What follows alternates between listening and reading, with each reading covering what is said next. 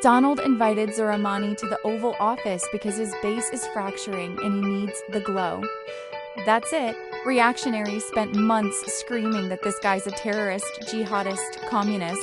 Donald just burned every single one of those talking points with a handshake. Why? Because he recognizes who has power. Zoramani ran on affordability, won convincingly, and exposed the establishment Democrats as empty suits. Donald needs that shine because his coalition is already showing cracks. So he does what he always does, leech on to someone with momentum and pretend he was always there.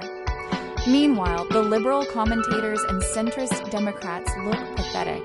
They spent months laundering narratives about how scary socialism is, how dangerous Zoramani would be.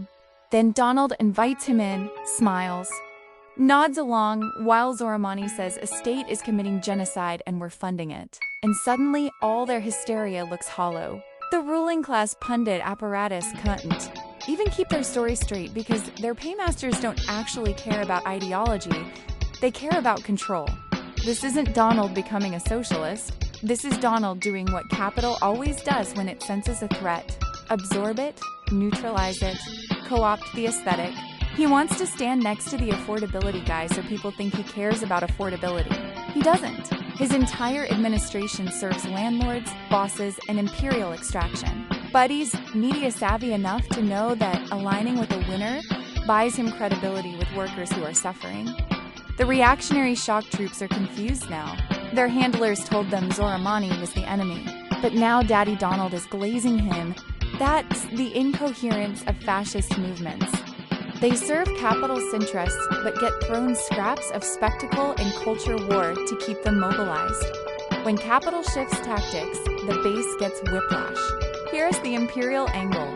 This meeting signals that the ruling class will tolerate progressive aesthetics, as long as material redistribution never actually happens. If Zoramani delivers affordable housing and public transit while dismantling police budgets, that tolerance evaporates. But right now, Donald sees an opportunity to fracture the Democratic Party. Further, by making their establishment look like geriatric failures who cure and even out-communicate a socialist. Class struggle isn't about who sits in the Oval Office. It's about whether workers get housing, healthcare, and power.